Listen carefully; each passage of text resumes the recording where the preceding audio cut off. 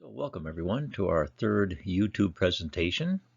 I hope everyone is well. It is becoming more and more challenging in these difficult times. The last time we sent a program toward you, we were launching into the season of 2021. This program is the results of 2021 for the most part, and it brings you up to date on where MREAC and our organization is at the moment. Some regrets that we can't meet again in person, of course, because of the situation. We're not sure just when that will turn around. We hope soon, but in the meantime, we have this opportunity to convey our projects and programs to you this way. Interesting season. We've had some challenges with staffing. You may have heard that Melanie has taken a full-time job at NBCC Miramichi, so she's sorely missed at MREAC. She does parachute in on occasion and do some admin, for which we are much appreciative, but ultimately we've lost her to the regular program. Vlad had a 3-month gig with DFO this past summer as well, so he was missing for the most part for much of the summer field work, and happily he's now back and working with me on the various things. Not to be too glum about matters, we had a whole suite of volunteers over the summer that were most effective, and for those we give our profoundest thanks. And we had a very ace summer student, one of the summer students from NBCC Miramichi, and you'll see her throughout the program as we continue. Right now, we are fundraising and report writing between our field seasons. Our new field season is going to fire up fairly soon, actually, because as you may remember, Vlad and I are quite engaged in the ice observation and snow course monitoring that occurs every winter, having to do with flood prediction. And Mr. Humes joins us on that on a regular basis. So we hope you can enjoy and find some interest in the next 40 minutes plus of programs. You can take the travel bar and shorten that to your liking, but we think you'll find some of these things particularly interesting, and there's kind of a surprise conclusion of this program that you might want to consider as well. So we'll take us to the next slide of our programs and projects for 2021. So here are the results reporting for 2021. Might more accurately be labeled a staff and volunteer report, in that there are 5 voices on our presentation here today, and we appreciate the extra effort of some of those who are volunteers. The environmental monitoring and research series there of 6 projects are all MREAC, things that the board members will be familiar with.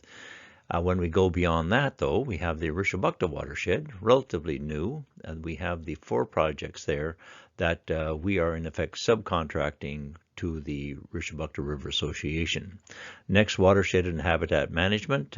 Good time on the Black River this year, doing a conservation strategy for the Atlantic Salmon Conservation Foundation, and doing some waste collection as well in the next project. The greater ecosystem initiatives take us beyond the Miramichi watershed boundary. We partner with Tabusintac, Richibucto, and other groups in Atlantic Canada to do our seagrass monitoring. Under AEI, which is Atlantic Ecosystem Initiatives, this is our 2nd and final year with multiple partners in Eastern New Brunswick and PEI. Then with Mount Allison University collecting bugs and roadkill for a zoonotic disease survey. And our final report here on the Coal Branch having to do with a unique landscape that I think you'll find quite fascinating, not really a formal project per se, but something of interest, and then appreciating our partners and sponsors. I'll turn over to Mr. Humes, who's going to speak to pH monitoring. pH monitoring. You can see myself in the orange vest here as a volunteer with MREAC. And to immediate right is Mr. Collins, Executive Director, and he's holding a pH monitor for measuring the pH in open water that we retrieve from open water sections on the rivers through the winter and spring. This particular location is on the Bloomfield Bridge above Boys Town. The pH monitoring pen is on loan from NBCC Environmental Technologies.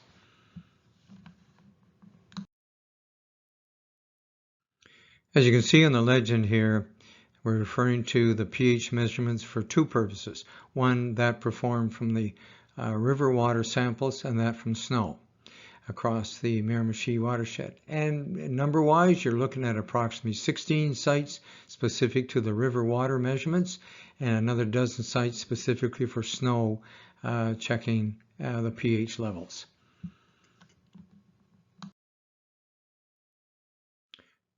Carrying on in terms of those measurements for the purpose for the pH measurements, in this particular case, this one is the river water measurements for all of 2021. And if we look at far left, we'll see the 1st of February. You can see there's some measurements that are slightly below the norm. And one measurement on the 19th of March that's slightly above the norm.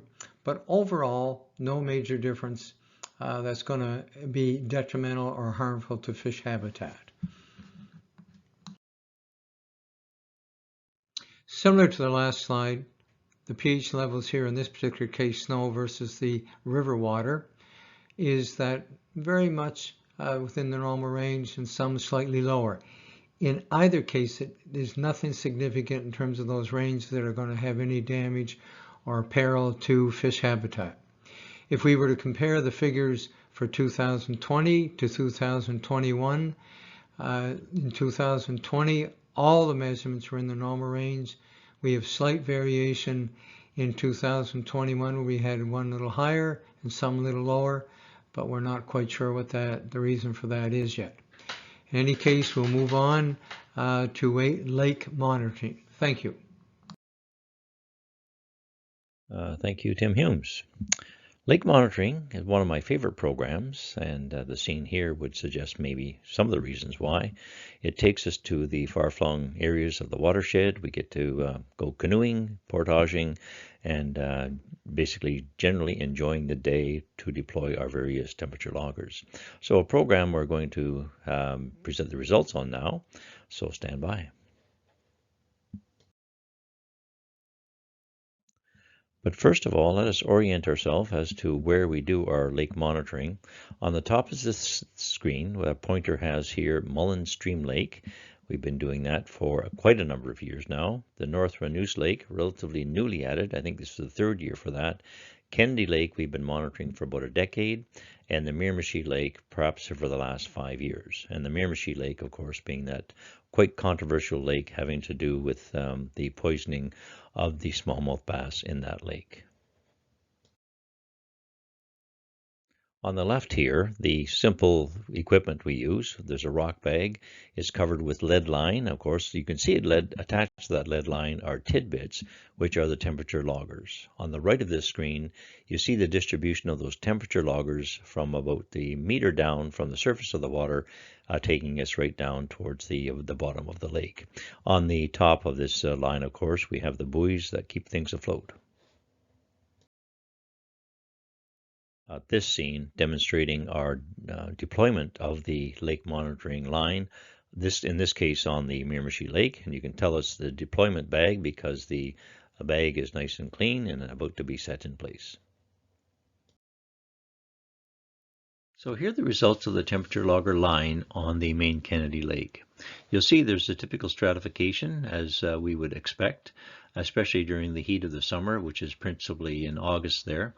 And the water temperatures do exceed that fairly high 23-degree mark for a window of time there, which is pretty heavy for fish habitat. But you'll notice the bottom line is somewhat cooler and makes habitat conditions a little more tolerable. Of note on this, we lost temperature logger number 4 at that point that's marked there in late August, and from there on it drops off.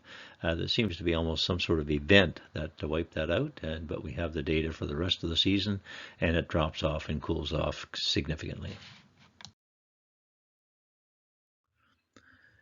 Since we began our lake monitoring program, this particular slide is the more interesting one of all time. This is from the Miramichi Lake, and it's here in 2021. The stratification is very pronounced compared to any other set of data that we've recovered from any of the lakes. Now, this happens to be Miramichi Lake, so what does this mean for the actual poisoning this lake, if that's ever possible, to rid themselves of that problem of smallmouth bass. Monitoring on Mullen Stream Lake took its own unique twist this year, as you see from this slide. Logger number 5 tends to be lazy, kind of wandering about in its own unique way, not in harmony with the rest of the loggers as shown on the slide.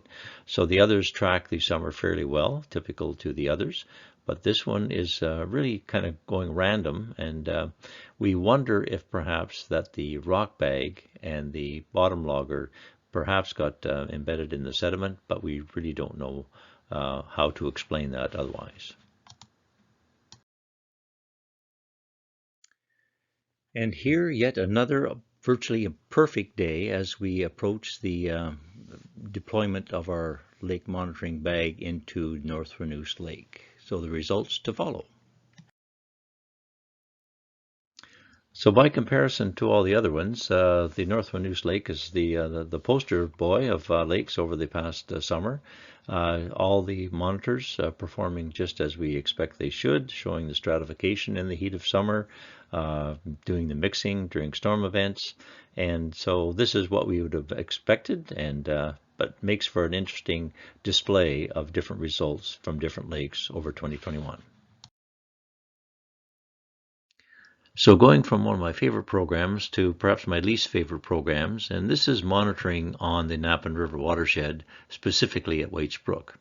This happens to be the culvert that takes the brook underneath Highway 11, and you can just tell from the color of the water that it is it looks poor, and in fact it is.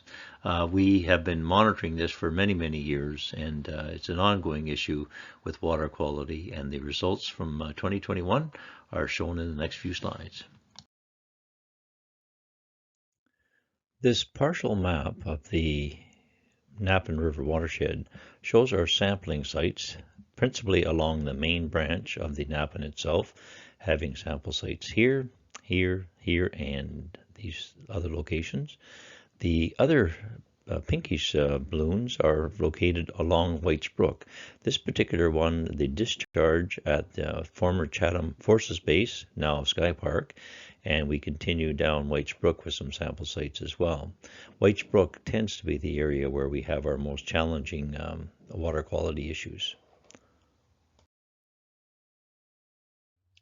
You perhaps heard the expression, "I wouldn't touch that with a 10-foot pole." Well, here we have Bailey, who is actually sampling using a 12-foot pole, and appropriate because this is nasty water, generally speaking.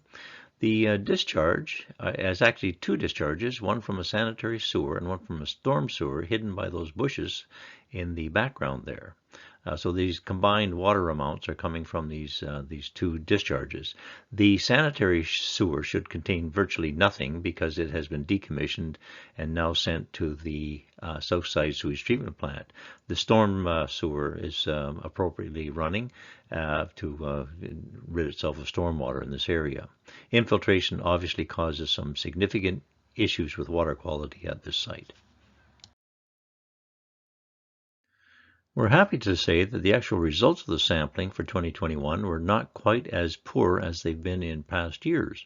You'll notice on the right-hand side of this screen, Whites Brook is mentioned there. We had some elevated contamination at Highway 11, but the sewer outlets were surprisingly light by comparison. We have a bit of a problem down the North Black River Road again, but again, not as bad as it has been in the past. The Napan River sites, as shown on the left, are all within an acceptable range there, and that has been fairly consistent over the years. This is a 10-year review of water sampling on Whites Brook, E. coli specifically. So you see there's been major issues throughout that period of time. Almost every year we had elevated results, with the exception of the past couple of years, which we hope is going to be sustained. But we do have issues, as demonstrated by this long-term slide. We actually have been sampling this stream for closer to 20 years, and this is just a 10-year most recent review. MREAC would like to thank the New Brunswick Department of Environment and local government for their continued support for the real-time monitoring project. A special thank you is also extended to Fisheries and Oceans Canada for their monetary contribution for the Southwest Miramichi River Station deployed in June. MREAC would also like to thank the Miramichi Salmon Club. These are the folks that gave us permission to use their property to deploy the Southwest Miramichi Station.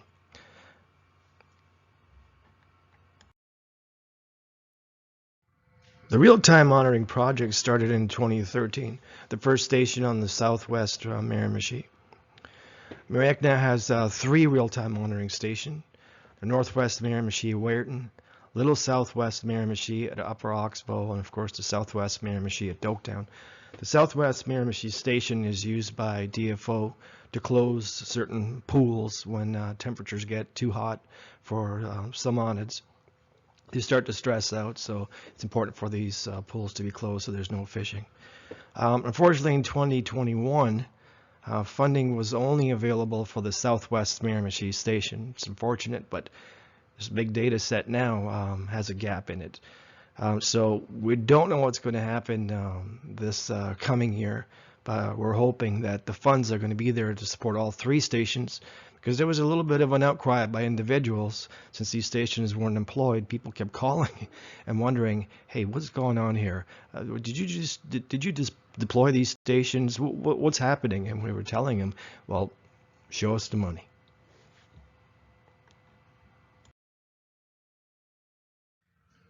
Each one of the stations monitor 4 basic parameters, looking at ambient or air temperature, precipitation, water temperature, and water level. It's done every hour, so there's a reading that's logged every hour. And if you head on to MREAC.org during the monitoring season and the real-time monitoring tab, you could see this data in almost real time. At the figure for the real-time monitoring station that's deployed at the Miramichi Salmon Club. So this is the Southwest Miramichi station. It was deployed June 9th, 2021, and then extracted October 20th, 2021. A total of 134 days data was captured for this station. This is what you'll see in this figure. The peak water temperature was recorded on August 14th, 2021, and the peak temp was 28.965 degrees Celsius. So the station functioned flawlessly for the whole season, and the data was available 24/7 to the public at the MREAC.org website. Again, this station is used by DFO to initiate the warm water protocol and close recreational fisheries on the Miramichi system. The summer of 2021 was relatively warm, as you can see, over a period in August, which resulted in recreational angling closures.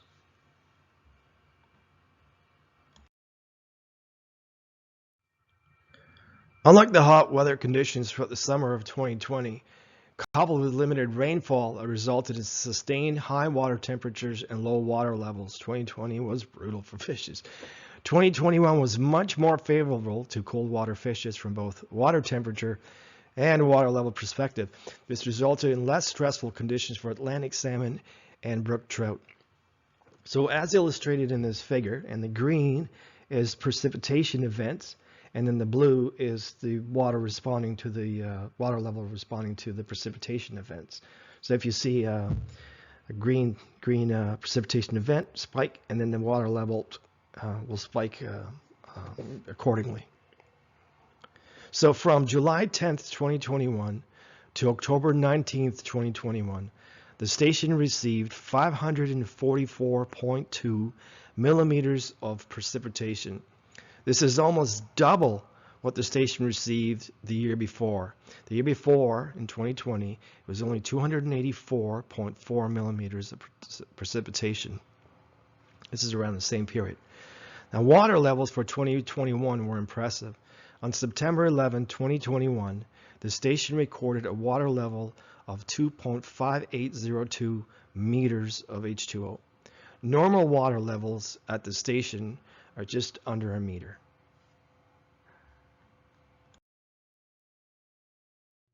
So here I will introduce the SwimWatch program, more for the purpose of introducing Bailey than the program itself. Bailey really owned this program over the summer of 2021. We were short-staffed, as you may have picked up on, and Bailey, as a result of being introduced to the various sites, ran with it. She not only conducted the field surveys, but she did the laboratory work in our office as well. So very well done, Bailey, and we will get Bailey now to volunteer as she speaks of the results. Hi there, everybody. Big thank you to Harry for the introduction. My name is Bailey Fillmore, and I'm going to be covering the SwimWatch program for 2021. As you can see below, there is 20 locations that we monitor twice a season, and there are 7 that we monitor every Monday, or once a week. So the following PowerPoint will be covering some of the results that we got this year. The following chart represents the results from the weekly SwimWatch results for 2021. As you can see, no results surpassed the 400 single sample maximum. However, there were high counts earlier in the year, and this has been suggested it's due to high rain events that have been reoccurring throughout this whole season.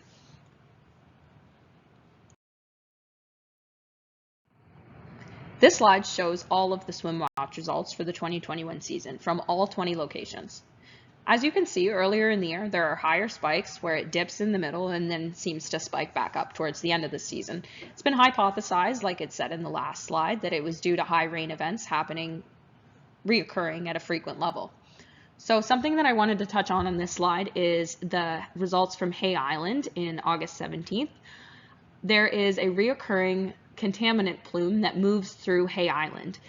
This means that sometimes when we take samples, we get high results, and other times we get nothing. The cause of this is unknown. The following slide outlines the SwimWatch program met versus not met guidelines from 2012 to 2021. This shows that all of the results in blue are really good water quality versus the red, where it has higher spikes of E. coli or contaminant in it. So as you can see, the results show generally very good water quality for the Miramichi area. The following slide shows an image of me taking a sample at Barnaby River, one of our E. coli sampling locations. So something I wanted to touch on with this slide is the volunteers that we were lucky enough to have with us this summer. We had a young woman who is in grade 8, and she was interested in learning a little bit more about environmental science. And we had a marketing student come and join us for another round of SwimWatch. Both of them had the opportunity to learn a lot, and they really enjoyed getting more exposed to nature and learning about it. Well, thank you, Bailey, and not only for your volunteer spirit, but also for being our summer student in 2021. We have here a introduction to our Wetland Delineation program. We have a number of students, including Bailey, here from the NBCC Environmental Tech program. Bottom with the open manual there is Theo Popma, one of the provincially designated wetland delineators, and he is now demonstrating this and doing some training with this class of NBCC students. Another scene with Theo in the foreground here and the students in the background. Theo will introduce these students to the 3 aspects of wetland delineation, which can be somewhat technical, having to do with soils, the site hydrology, and the botany of the site, which are the indicators of whether or not a particular site is wetland or upland. In looking for a candidate wetland site, we chose this wetland, which is down the South Black River Road. It's about a mile down off to the left and adjacent to, as you can see, the Black River itself. The reason we chose this, it's an appropriate size of about 30 acres. It has a significant wetland on it, and it is on public land, which allows us to access it without worrying about trespassing. So this was our target, and we're going to see whether that wetland delineation line, as shown, stands up. It turned out that the provincial mapping was highly inaccurate, as this slide will demonstrate. We have our wetlands, 2 wetlands actually on this PID. This section here being wetland down towards the river. Unlike the wetland that was delineated previously by the desktop mapping exercise, what was entirely missed was the wetland at the top end of this PID and along the South Black River Road. The sites you see on this map are the sites where we do test pits for the soil assessment, as well as look at the botany and the hydrology, just to confirm our thinking. The level of error of this is quite surprising. We figure in the order of 80%, which is much greater than most of the wetlands we've delineated in the past. This picture illustrating the joys of fieldwork.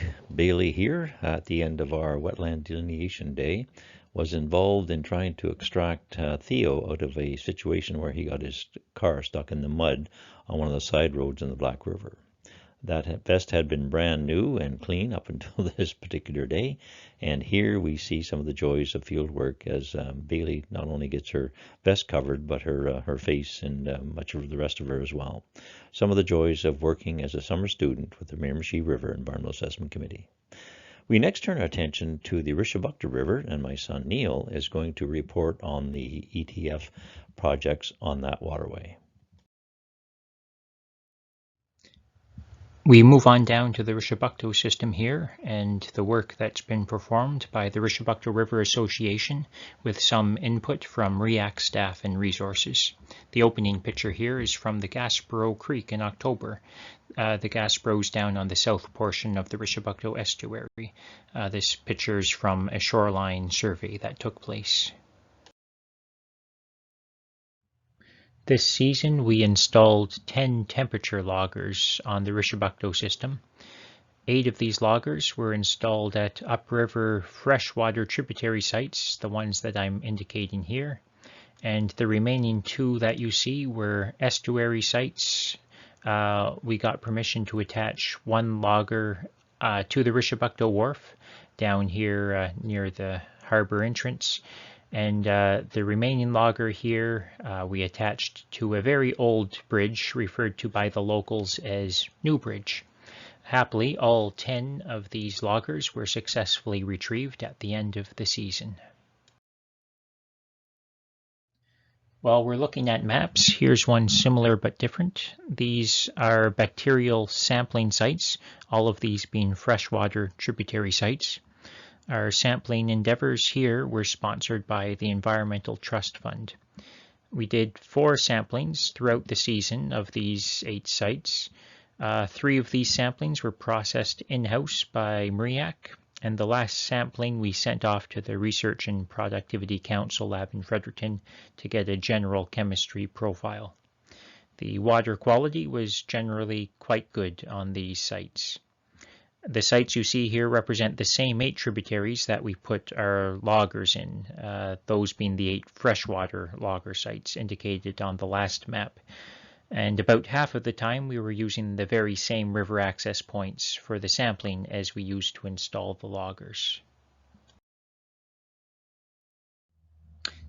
Here I'm retrieving a logger at the so-called New Bridge site, in Elsipogtog at least. They refer to it as New Bridge.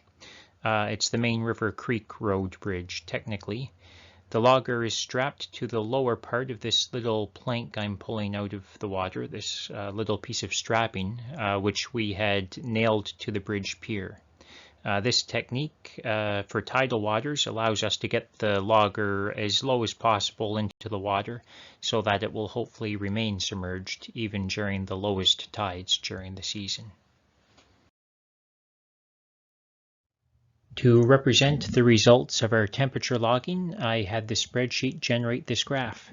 This shows both of our estuary loggers, that's the blue and the purple. The purple is the one that you saw me extracting from the river in the last picture. And it also has 2 out of the 8 upriver freshwater loggers. That's the yellow and the orange.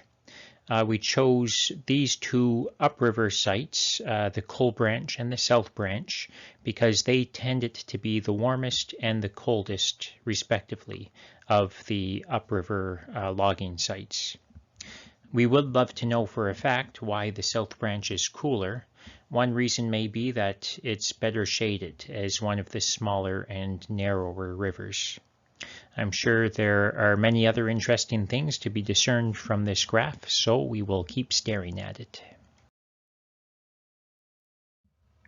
We did a shoreline cleanup in the lower part of the estuary. It was facilitated mainly by Serge Godet, that's Serge's boat, and that's Bailey and me ready to storm the beaches. And there are Bailey and Quinn storming the beaches. Our spoil is accumulating, as you can see from this picture. A lot of oyster gear in this picture that we reclaimed from the beaches. I recall Serge mentioning that recreational boats will sometimes run over oyster lines, and that accounts for some of the gear breaking free and washing up on shore. On the right you see the entire hull from one of our outings. And on the left you have a map that shows the extent of the shoreline that we managed to cover this season in the shoreline cleanup. About half of that is actual Cushbequac Park shoreline here. Left to right, me and Bailey and Quinn at the dock near Serge's operation. I subsequently lost those glasses in a shoreline marsh during this cleanup. We hath taken, but also gave. Taking the lead from the Miramichi watershed, we installed fishing line and lead collectors at 5 locations on the Richibucto system or near the Richibucto system. 4 of these are popular fishing sites, and the remaining is the Richibucto Marina there. Here's Quinn Cloud installing the one at the marina. This will give people a place to deposit any waste lead and line, and the signage raises awareness of the hazard that these pose to wildlife. Thank you, Neil. The Atlantic Salmon Conservation Foundation has sponsored us over the last several years to complete conservation strategies on various subwatersheds of the Miramichi. In 2021, we were sponsored to do this strategy for the Black River. The following slide shows you the results of that conservation strategy and the sort of stature of Atlantic salmon on this waterway as it seems to be this year. To complete our Atlantic salmon conservation strategy in 2021, we had to do a fair bit of field monitoring and field activities, as this slide indicates. The legend here shows the data logger sites in green, so you see a number of those distributed throughout the watershed. We recovered 4 of 5 of those, as will be mentioned. We have a site over here where we did electro fishing with the services of the provincial biologist Rod Curry. And in orange, we have 2 reaches, one on the Little Black River and one on the main branch of the Black River, where we did habitat assessments. In addition to these monitoring activities, we actually did some water quality assessments as well, and this through the provincial RPC lab. So this kept us busy on the Little Black in pursuing the eventuality of that conservation strategy. For several years now, with the Foundation's support, we've been retaining the services of Rod Curry and his daughter Kate in the far part of this slide here. And in the foreground, the Bailey has her back to us, and Quinn Cloud from the Richibucto area is volunteering for the day as we do the electrofishing and providing a support team to the Curry family. In this scene, Bailey is drifting through quite a spectacular pool of several hundred meters above Highway 11 on the Black River. Beautiful pool, and we were hoping to get some assessment of the quality of the pool as for retention of a fish. However, the Black is well named, more than a couple of feet below the surface, and this is about a 4 or 5 foot pool.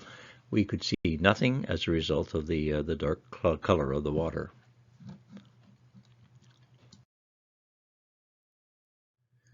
This slide represents the 4 temperature loggers that we successfully recovered at the end of the monitoring season. We actually deployed 5, but we ended up losing one that had been deployed on the Little Black. The green data is a small stream called Sturgeon Creek, which tended to be the warmest of the locations. The coolest, represented on the bottom of the slide in that purple tone, was Wells Brook. Now the 2 in the center, being the yellow and the blue, represented 2 locations, upper and lower, on the main branch of the Black River. So the conditions were fairly challenging. We have a 20-degree threshold there that was exceeded quite frequently, and especially in the middle of August there, where we have a window of time where the conditions were poor for salmon habitat. This being the final slide of this series on the Atlantic Salmon Conservation Foundation. The report we delivered is on the left-hand side of the screen here. It was a well-received report, and we have a definite status presented there. We have a new application in for 2022 on a different waterway for the Miramichi, as well as one you might be interested in for the Richibucto Watershed system. On the right-hand side of the screen, we have Vlad and Bailey on the top right doing that habitat assessment of along 1 kilometer of waterway. On the bottom, a similar thing on the Little Black River. On the left, Adam, Bailey's boyfriend, and on the right, Julie, one of the NBCC students. So thanks to a couple of those volunteers there. We next turn our attention to the collection of line and lead system on the Miramichi. The line and lead collector shown here is the one situated down at Ritchie Wharf, as indicated by that lighthouse in the background there.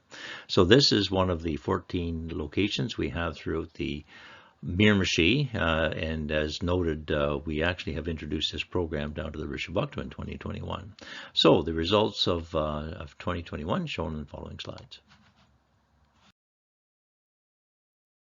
So here are the 14 stations where we have the line and lead collectors on the tidal portion of the Miramichi. You can tell from these locations that the focus is really on the very active striped bass recreational fishing activity. And the actual lists are presented in that column on the right for those specific locations. In this slide, we have the maintenance of these line and lead collectors going on. Vlad collecting the debris from the Gordon's Wharf site, and notice the use of gloves here to prevent any injury if there's any sharps in there, as there have been in the past. On the right-hand side, where we see the actual success of the collection from the site at Wilson's Point. So another indication of the effectiveness of these units. The SeagrassNet program was introduced on the Tabusintac about a decade ago. It was brought to the Tabusintac by Dr. Fred Short, and a couple of years thereafter we had Dr. Short as a guest speaker at a MREAC meeting and convinced us to adopt that program. So we've had it on the Miramichi for I think 7 years now, if not 8, and this is one of our stations along one of the various lines at Yoke Point. So we have a bit of detail again for the program for this past summer.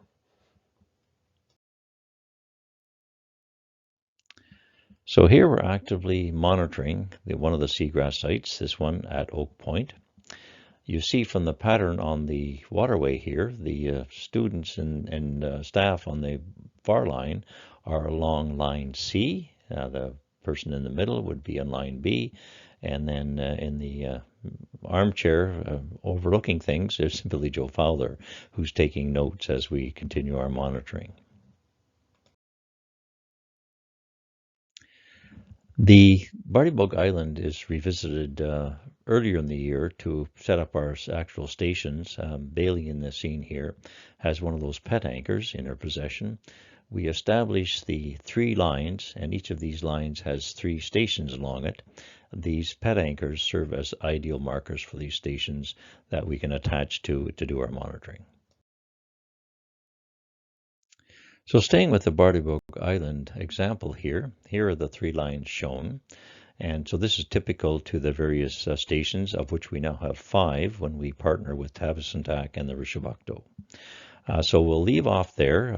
We continue to enjoy this particular program. We hope it'll continue into 2022 as well.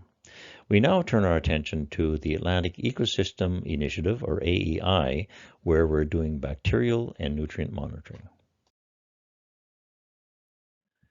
So this is our second and final year of nutrient and bacterial monitoring. We are in a partnership with a number of other watershed organizations throughout eastern New Brunswick and some on Prince Edward Island. In this scene, we have Bailey and a young volunteer, Faith Trajkovic, Vlad's daughter, taking a sample from the northwest Miramichi. The volunteer, Julie Lambert from NBCC Miramichi, is taking a pole sample from a Black River bridge. This is actually along the Whites Brook stream.